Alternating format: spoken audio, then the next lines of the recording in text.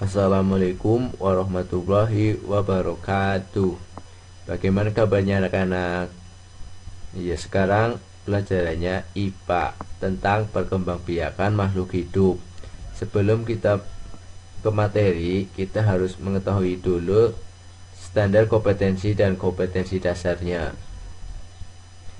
Standar kompetensinya yaitu memahami perkembangbiakan makhluk hidup, jenis perkembangbiakan pada makhluk hidup manusia, hewan, dan tumbuhan.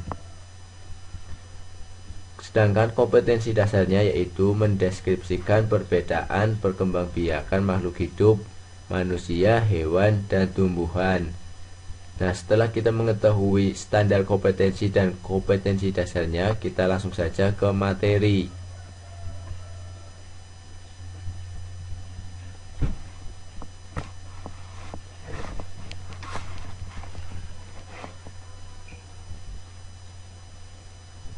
Nah, di sini ada pengertian perkembangbiakan. Apa itu perkembangbiakan? Salah satu ciri dari makhluk hidup yaitu berkembang biak. Jadi, berkembang biak artinya menghasilkan makhluk hidup baru yang sama jenisnya. Makhluk hidup yang mampu berkembang biak adalah makhluk hidup yang telah dewasa.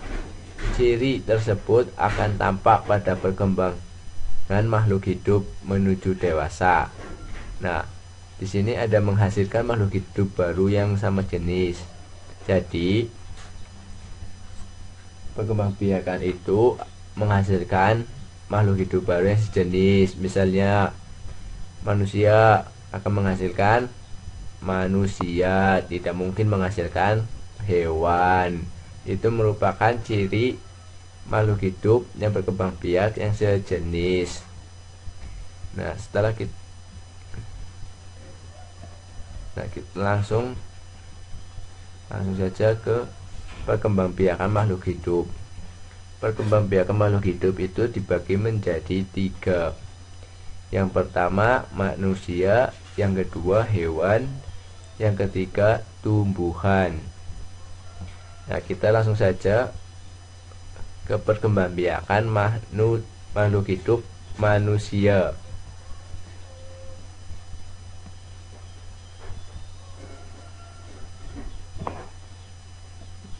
Nah, manusia berkembang biak dengan cara melahirkan atau generatif. Hal ini terjadi karena sel telur dibuahi oleh sperma di dalam rahim ibu. Artinya, terjadi pembuahan di dalam tubuh ibu. Jika sel telur dibuahi oleh sperma, maka akan terbentuk zigot, kemudian berkembang menjadi embrio atau janin. Kita lihat saja kepada gambarnya. Janin dalam rahim mengalami pertumbuhan dan perkembangan kurang lebih 9 bulan. Nah, jadi kalau janin sudah berkembang kurang lebih 9 bulan, lalu akan dilahirkan dan terbentuklah manusia. Nah, yang kedua yaitu perkembangbiakan pada makhluk hidup hewan. Bagaimana ciri-cirinya hewan? Secara umum ada 2 macam perkembangbiakan hewan. Hewan berkembang biak secara kawin dan tak kawin. Perkembangbiakan secara kawin disebut dengan perkembangbiakan generatif, dan perkembangbiakan secara tak kawin disebut dengan vegetatif. Hewan generatif yaitu hewan yang berkembang biak dengan cara kawin. Ada 3 jenisnya, yaitu bertelur, melahirkan, dan ada yang bertelur dan melahirkan. Bagaimanakah ciri-cirinya? Nah, di sini ciri-ciri dari hewan bertelur. Pernahkah kamu lihat telur ayam? Isi telur ayam merupakan hasil pembuahan antara sel kelamin betina dan sel kelamin jantan. Ayam betina akan menghasilkan sel kelamin betina, disebut dengan sel telur. Ayam jantan akan menghasilkan sel kelamin jantan, disebut sel sperma. Pertemuan sel telur dan sperma terjadi melalui perkawinan antara hewan betina dan jantan. Setelah itu akan terjadi pembuahan dan terbentuklah zigot. Ayam jantan membuahi sel telur saat sel telur masih ada di dalam tubuh ibu ayam betina. Pada hewan ini zigot dilindungi oleh cangkang, kemudian dikeluarkan dari tubuh induknya yang disebut dengan telur. Nah, kita lihat saja pada ayam, pada kura-kura ini sedang mengeluarkan telur. Telur kemudian dierami sampai menetas. Hewan yang berkembang biak dengan cara bertelur disebut hewan ovipar. Nah, kita lihat saja pada gambar ini.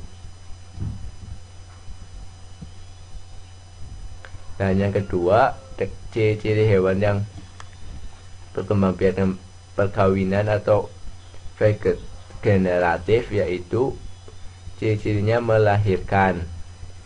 Pernahkah kamu melihat hewan yang melahirkan? Hewan jantan akan membuahi sel telur dalam tubuh hewan betina. Zigot hasil pembuahan ini akan tumbuh menjadi janin.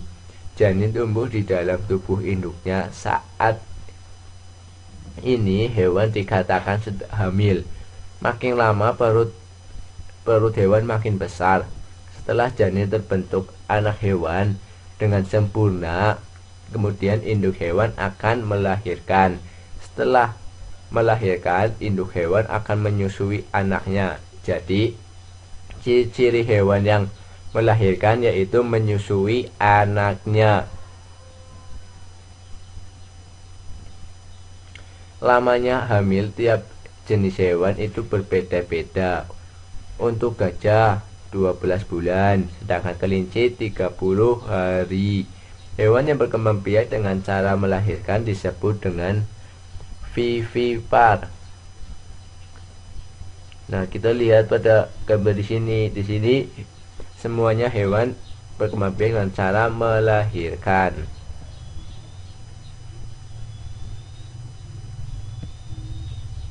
Nah, yang ketiga, ciri hewan yang berkembang biak dengan generatif yaitu melahirkan dan bertelur. Cara berkembang biak dengan bertelur dan beranak disebut ovipar.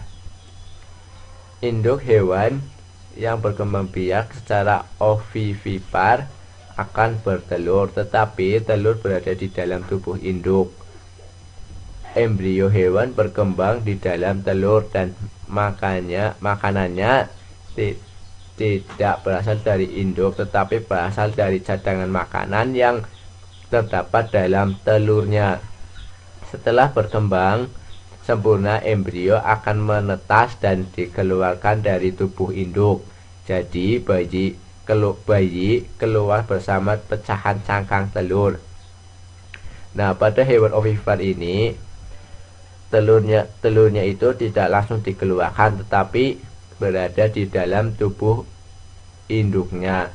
Setelah menetas, lalu telur hewannya dikeluarkan bersama dengan cangkang telurnya, seperti hewan kadal, ular, paus, buaya, dan lain-lain.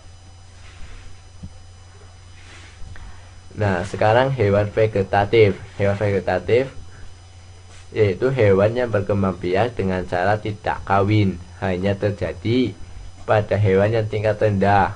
Jadi, hewan vegetatif itu terjadi pada hewan tingkat rendah. Perkembangbiakan secara tidak kawin dapat dilakukan dengan beberapa cara, seperti yang pertama, membentuk tunas, yang kedua, fragmentasi, yang ketiga, membelah diri. Bagaimanakah ciri-cirinya? Kita langsung saja. Yang pertama, tunas. Tunas terbentuk dari dinding tubuh induk yang menonjol. Tunas ini dapat tumbuh membesar. Setelah membesar, tunas memisahkan diri dari induknya. Kemudian tunas tumbuh menjadi individu yang baru.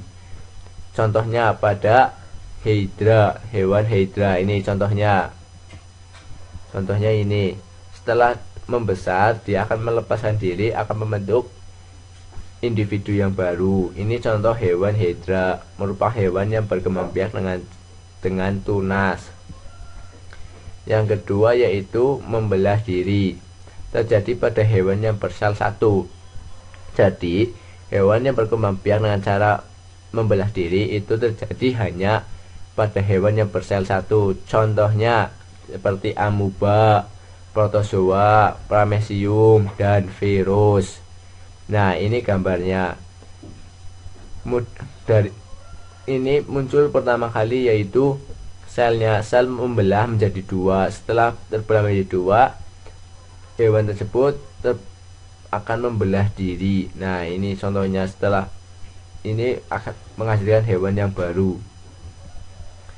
Yang ketiga yaitu fragmentasi atau pemotongan bagian tubuh. Induk hewan memotong bagian tubuhnya sendiri tanpa merasa sakit. Kemudian potongan tersebut tumbuh menjadi individu baru. Hewan yang berkembang biak dengan fragmentasi seperti cacing pipih. Nah, kita lihat sini. Di sini bermula hanya satu hewan. Lalu kemudian hewan tersebut, cacing pipih ini, membelah diri menjadi dua bagian. Nah, setelah itu akan menghasilkan hewan yang baru, akan menghasilkan hewan individu baru. Nih, sehingga menjadi dua. Setelah kita mempelajari perkembangbiakan pada hewan, kita akan mempelajari perkembangbiakan pada tumbuhan. Yang ketiga yaitu perkembangbiakan makhluk hidup pada tumbuhan. Apa itu tumbuhan? Secara umum ada dua macam perkembangbiakan pada tumbuhan. Tumbuhan berkembang biak secara kawin dan tak kawin. Perkembangbiakan secara kawin disebut perkembangbiakan generatif, seperti pada hewan. Sedangkan perkembangbiakan secara tak kawin disebut dengan vegetatif. Nah, di sini seperti pada hewan, berarti ada dua cara, yaitu dengan cara kawin dan tidak kawin. Tumbuhan generatif atau kawin. Perkembangbiakan generatif pada tumbuhan yaitu terjadinya tumbuhan baru yang didahului dengan penyerbukan. Nah, kita lihat pada gambar ini. Ini saat proses penyerbukan. Penyerbukan merupakan peristiwa jatuhnya serbuk sari yang mengandung sel kelamin jantan ke kepala putik yang mengandung sel kelamin betina. Alat perkembangbiakan generatif tumbuhan terdapat pada bunga. Jadi perkembangbiakan generatif itu terjadinya pada bunga. Kita lihat pada gambar ini.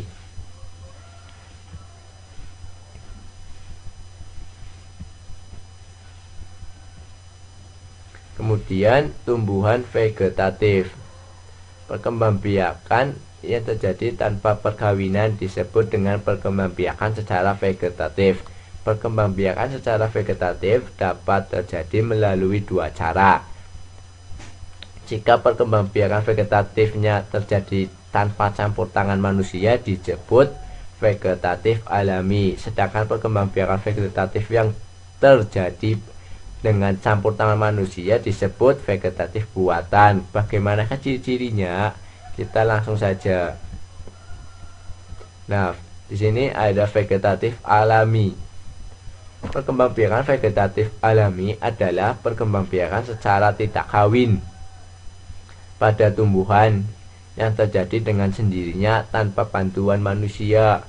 Macam-macam perkembangbiakan vegetatif alami antara lain menggunakan: yang pertama, umbi lapis. Nah, contohnya pada tanaman bawang. Di sini menggunakan umbi lapis. Yang kedua, umbi batang. Contohnya pada tanaman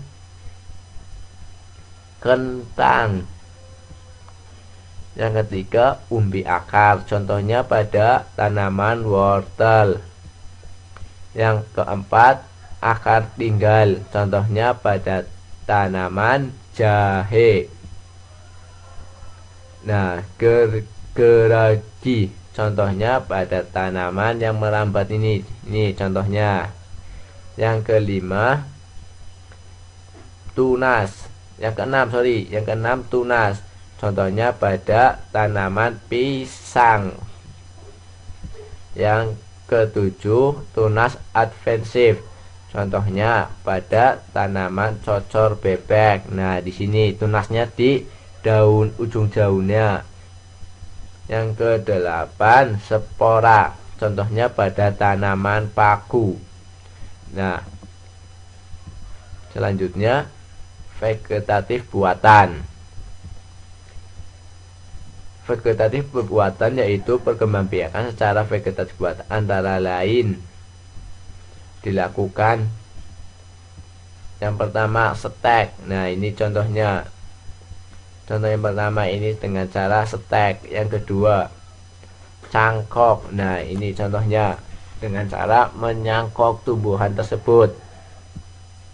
Yang ketiga, sambung. Nah, ini contohnya dengan cara menyambung dua jenis tumbuhan tersebut. Ini contohnya.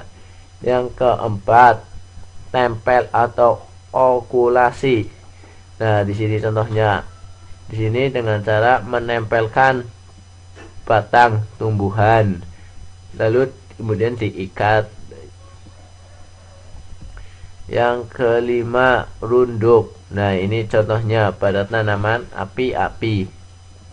Yang keenam, kultur atau jaringan. Ini contohnya dengan cara vegetatif buatan, dengan cara kultur atau jaringan.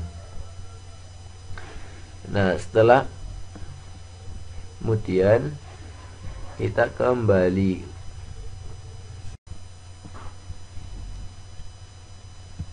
Ya, setelah kita mempelajari materinya, kita dituntut untuk latihan.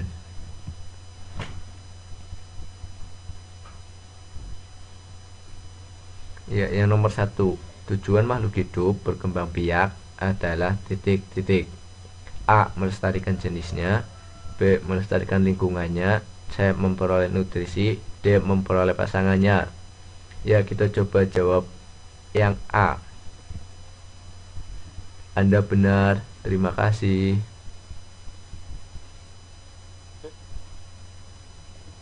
Yang nomor 2, hewan yang bertelur dan melahirkan disebut juga titik-titik. A. Vivipar. B. Ovovivipar. C. Ovipar. D. Ovarium. Ya, coba kita jawab yang A.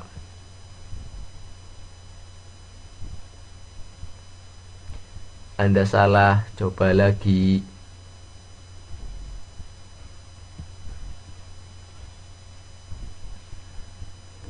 Coba yang nomor 2 kita jawab B. Anda benar, terima kasih.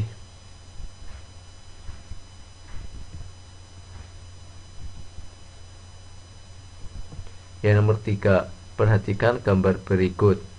Ini gambar apa? Gambar kentang. Bagian tumbuhan yang tampak pada gambar adalah titik-titik. A. Akar. B. Batang. C. Tangkai. D. Daun. Ya, kita coba jawab yang C. Anda salah, coba lagi.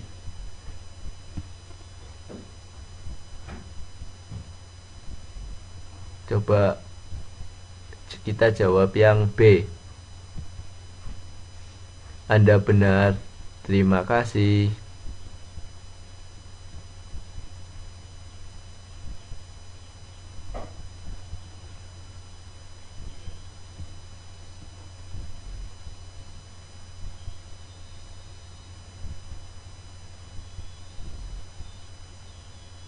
Ya, cukup sekian dari video pembelajaran yang saya buat.